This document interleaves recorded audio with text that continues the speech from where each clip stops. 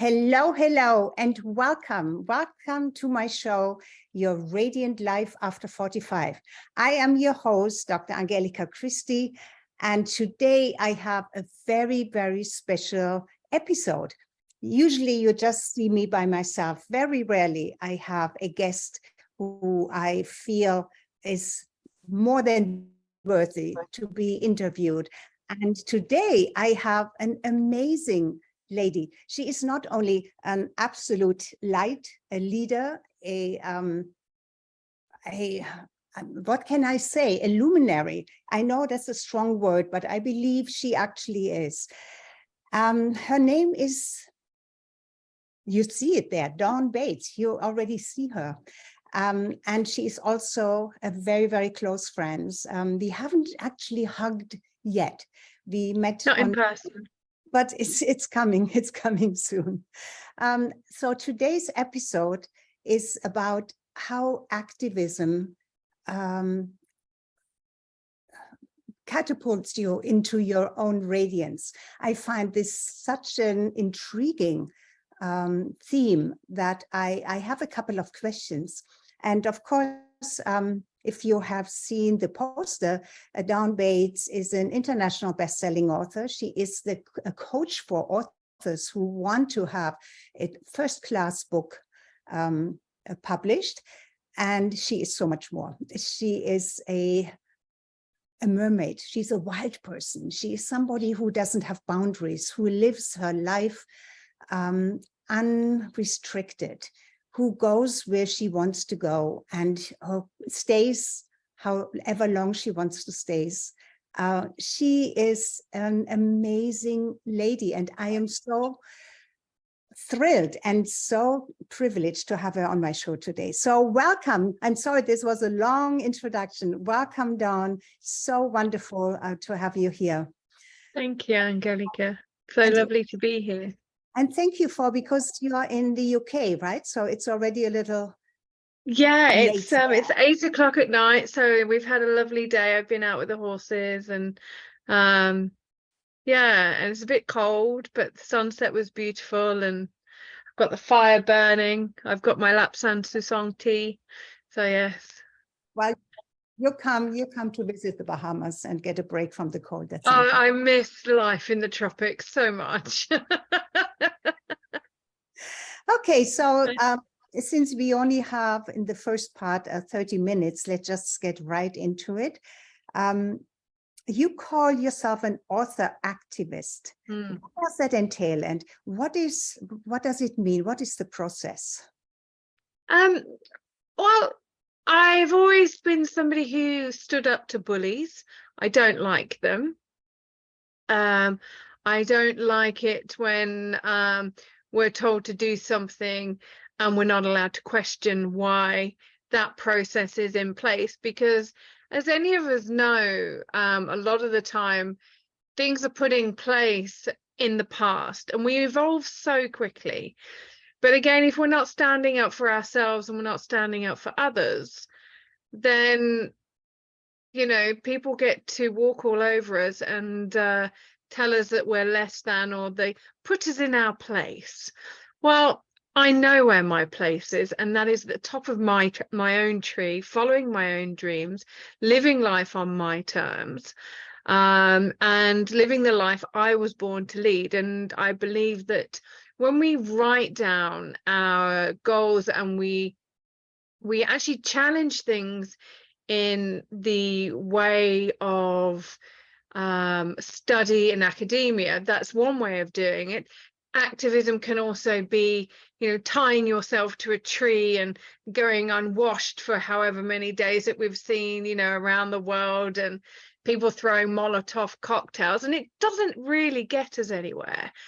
And I've always believed that activism by pen is well thought out, because when you're actually writing out your thoughts and questioning things, you're actually processing things in a very different way, and you're actually putting your name to something that you've actually really had to sit and think about and go, actually, am I prepared for this to be published with my name for all of time and stand by it? Because anyone can write a Facebook rant. Yeah. Anyone can go write a book, write an article on the internet and have it edited and edited and edited. But a book, regardless of how many editions you do, they are all going to be registered with either the British Library or the American Library or wherever it is. That book will always be in print. And when you write it out, it unlocks a part of your brain that allows you to actually think about things more strategically and question yourself. Why do I stand for this? Why am I willing to stand for this? And why am I willing to put my life on the line and my reputation on the line for this? Rather than jumping out of the window, so to speak, or storming out of the house onto the street and throwing stuff, and being impulsive. But with the pen. I mean, don't get me wrong, Angelika. I've been clear square. I have been on marches. I was on an anti-war march 4 days after my eldest son Khalid was born. So there is that. Yes, I'm a little bit of a rebel myself, and I have this one true sentence. I break rules. I break rules for justice, for love, and be true to myself, and it's, so maybe that's how we connect as well. That's why we are smart people don't follow stupid rules, Angelika. Yes. But you get in trouble like that. I got in trouble when I was little. I mean, not little, when I was 12 years old in a very strict nuns boarding school, Mother House of the Ursuline Nuns, and I was branded as not being able to have a good or a beautiful life because I disobeyed. Authority has had to be obeyed, and so this is. But there is no freedom in obeying. The freedom is when you make choices that you are very much aware of, that every choice has a consequence, and you have to stand by it. And we make mistakes, so we can change our minds at times. But basically, yes, our choices, there should be freedom, because this is our birthright, right? Absolutely, it is. And with freedom comes responsibility, and this is the thing that lots of people shout about, having freedom and it's my choice, my rights to do this and my right to do that. But at the end of the day, if we're not helping other people have their human rights recognized, and we don't live with our human rights acknowledged, and we don't actually understand our human rights, and how powerful they are, our birthright, our sovereign right. If we don't understand them, how can we live by them? How can we choose them? And how can we help others live theirs? Because we can't just say, oh, it's my right to do this. If we're denying somebody else's the freedom of their choice, the freedom to live their human rights the way they wish to. Yes. And with freedom comes a responsibility and an obligation to make sure that we all live by our human rights. Because if one person doesn't have theirs, then none of us have them. Yes. And you, being a mother of two beautiful boys, they're almost adults. Are they adults? Oh, yes. One of them is. The other day I answered a friend when they said, oh, how old are they? I was like, oh, the eldest one will be 20. Oh my gosh, that's not got teenager at the end of it. Why has it got 20 at the front of it? So Khalid will be 20 in February and Nasa will be 16 in January. So yeah. He's still there. Yeah. So how did you get involved in activism? I think from a very young age, I never liked the bullies at school. I was bullied at school myself, but I would always stand up to them. And I remember one of the girls at school, she would push me and push me and push me. And then one day I just snapped. I told her I was going to do something, and she just goes, I bet you won't. And she kept pushing and pushing and pushing. And so I did what I said I was going to do. And from that day on, I earned the respect of everybody else, and everybody stayed away from me. And I was like, that's interesting. And then I started thinking about it. And although I guess I hid in the library away from the bullies, the more I was in the library reading and understanding, politics, like the books. I mean, obviously, when you're at high school, politics is a very different view to how I see them now. And then if I saw somebody in the street or in the playground being bullied, I would go and stand with them, say, no, this is not acceptable. You're not allowed to do this. It's so you're really, really continued. Because you really experienced it. Yes. Yeah. And then I realized that we got onto the debate. I got onto the debating team, and I married an Arab, and obviously politics is a very active part of Arabic life, and I enjoyed it. You say Arabic life? Pardon? Can you say Arabic life? Arabic? Yeah, Arabic I married an Arab, an Egyptian Palestinian. And when we got married, I was like, I do not want you to tell me anything about Islam. I do not want you to tell me anything about the Palestinian-Israeli conflict. I'm going to learn it myself. And if we disagree, we disagree. You will not change my mind. I will learn it the way I need to learn it for me. That gained me the respect that I not only deserved, but that I requested. I started a blog, and I had over, I had tens of thousands of people following me. And then that was taken down during the Egyptian uprising, where I was followed by secret police.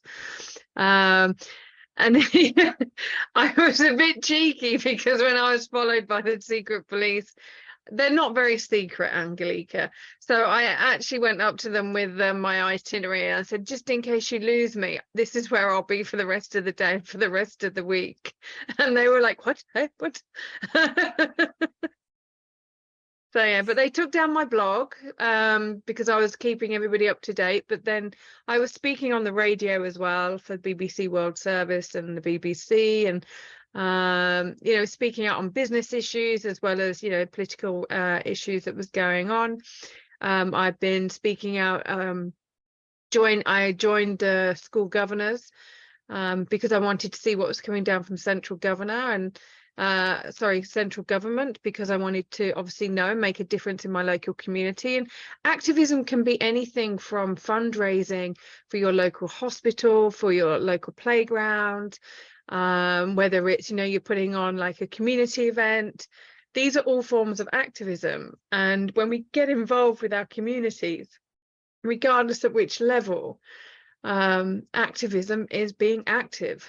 It's an idea. An ism is an idea of being active in your chosen cause. And I want to make the world a much better place than the way I found it, and I want to see everybody as happy and prosperous as possible. So why not get involved? So what took you onto the oceans? Because when we met, you were constantly sailing from one country to another on the big wide oceans, on different oceans. And you said you will come to the Bahamas by ship, by boat, by your own, boat, not commercially, but by your own. Yeah, I will. So share a little bit about that. I find that fascinating. For I've me, always it's loved the epitome ocean. of yeah. Yeah, it is, because when you're out there, well, once you're 12 miles further, when you're past 12 miles from the coastline, you're in international waters. And it's game on. But when you're out on the ocean and the closest land to you is beneath you, and there's only one or two people on the yacht with you, and they're asleep and you're on deck at night, on watch, and you just have the moon and the stars above you and the dolphins or it's just, oh my gosh, it's so wonderful. But when I was 8 years old, I remember my mum telling me that when I was 8 years old, I was looking out at the ocean. She said, I went really quiet, and I said to her, I'm going to go live out there. I've always had an affinity with the sea.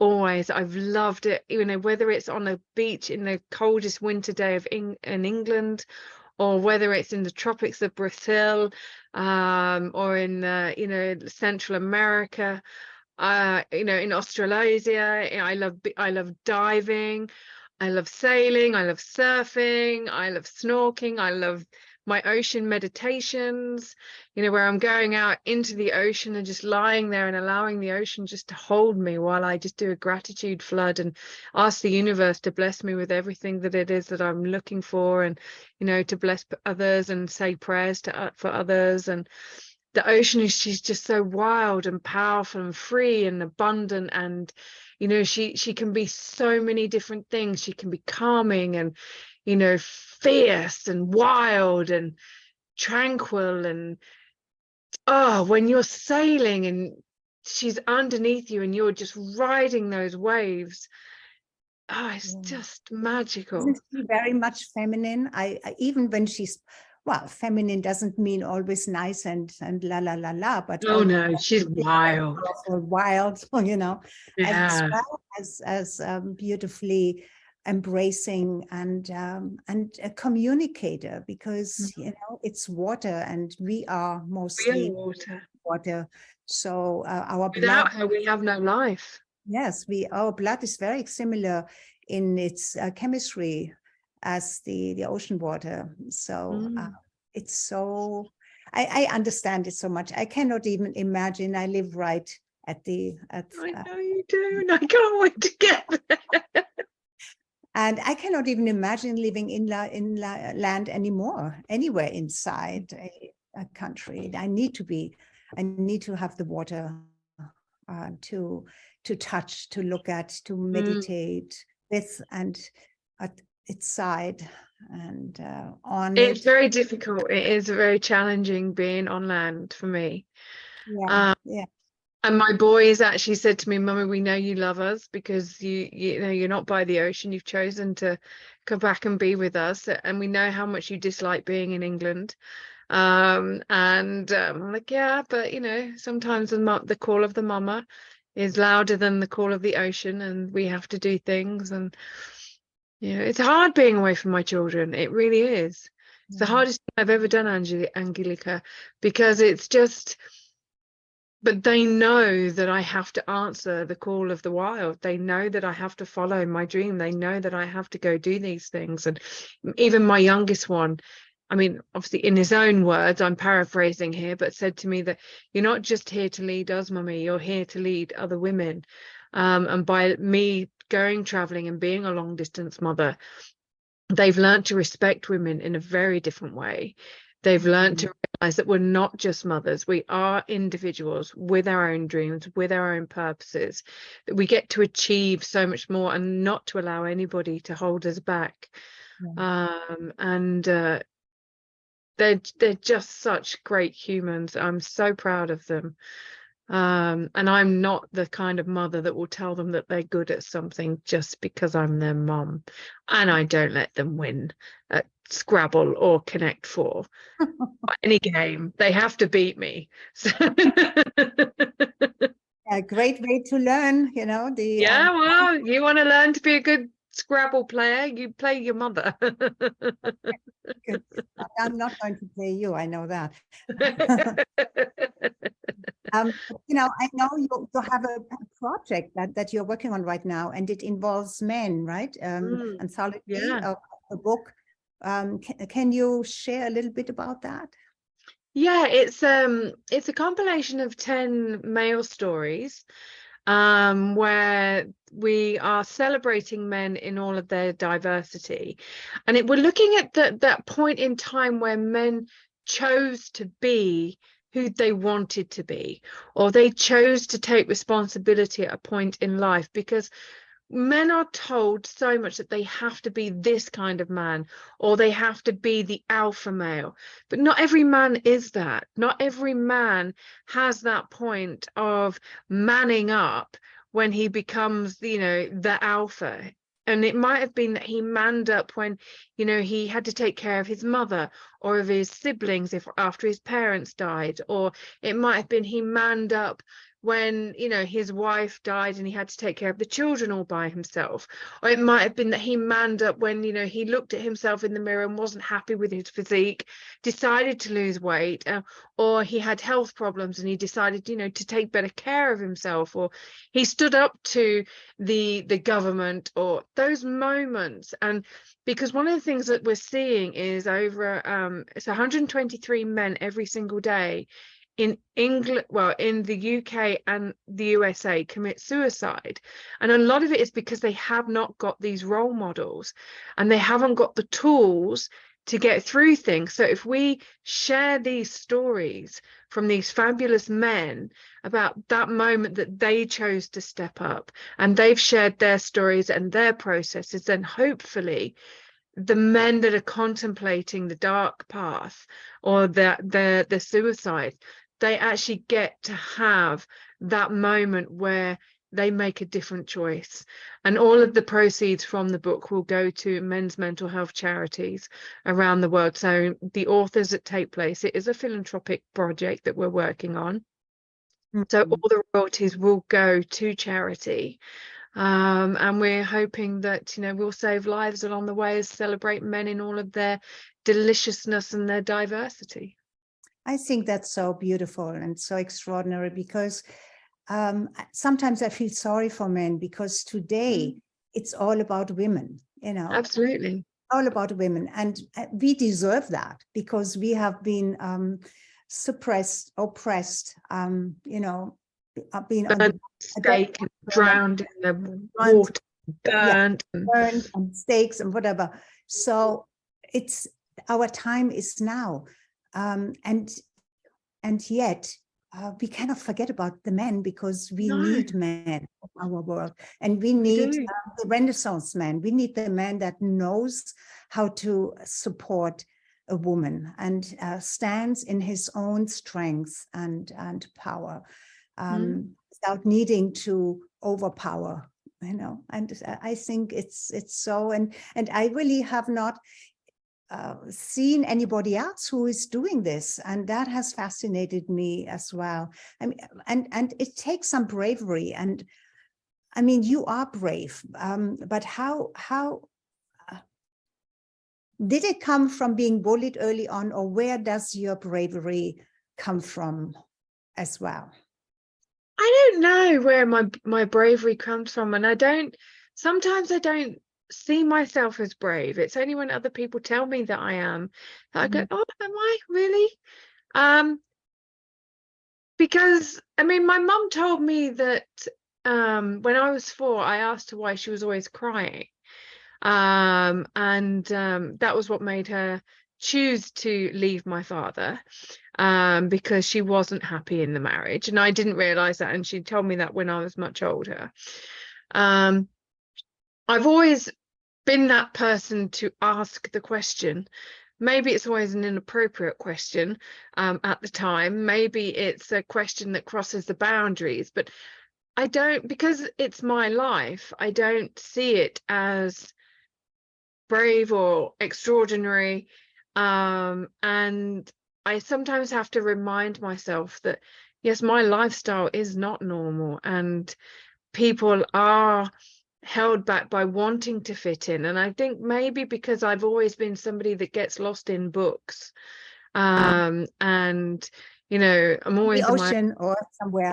I get lost in books, lost in the ocean, just lost in thought, reflection and journaling and study and just dancing, or what I just, and writing. You have written books, of 19. course. 19 books. 19 books, and I still, even when I put the final full stop in, I still get excited that I've written a book. I just wrote a book. Oh, how beautiful, how beautiful. And they can all be found on Amazon or They're on over 150,000 publishing platforms, because I know as an activist, a lot of us, we don't buy from Amazon because of the monopoly that they have. And a lot of people like to buy books from independent bookstores. So I've made sure that anybody who gets published by me, or that my books are available in every library around the world, every independent bookstore, they're available. In all of the biggest, high street stores, as well as Amazon. And they can also get them from dawnbates.com/readers. So, and the library is growing. How's that? Can I put this maybe in the chat? Yeah, it's dawnbates.com/readers. Actually, why don't you do this? You're my host here, so you can put your links in, because I mean, I have seen them. They look fabulous, even from the outside. The artwork, and they say, they express something. It's something that makes you stop and take a breath in and say, Thank you. And you may Jerry is very talented. Really touch that. So when my time comes to write a new book, I did one, as you know, because you were did, yes. Can't wait to get my hands on it. Yeah, okay. To write a little bit about it, to give me a recommendation in it. But it was something that I wrote within 3 months. So it's not the book that I want to be known for. And it's so interesting when you said that no matter what, when you write a book, it's there forever. It is there forever. It is, it's legacy. Yeah, it's some kind of legacy. So to make your legacy count. Yeah. But I believe, it's a part of a book, is a part of the author, and it's a part of the author at the time the author wrote the book, and it can also develop and shift and change and get better, and maybe sometimes put out as an updated edition, of something. And that's the thing. It's like, even some of my first book, when readers give you feedback, and they have questions about certain things that are in the book, it's always nice to revisit it, to actually then re-release it. So you go back and you go through the editing process, and we're just about to relaunch the first 2 books that I wrote. And the 3rd book that I wrote, we're about to split that into 2 books and re-release that as well. Because they're still relevant. And that's the thing, when I work with my authors, or whenever I write a book, because I focus on the human issue, when I focus on the core nature of humanity, then we make the books long-term, evergreen books. They're not just these, let's go do a 24-hour special at 99 cents on Amazon and get the international bestseller status.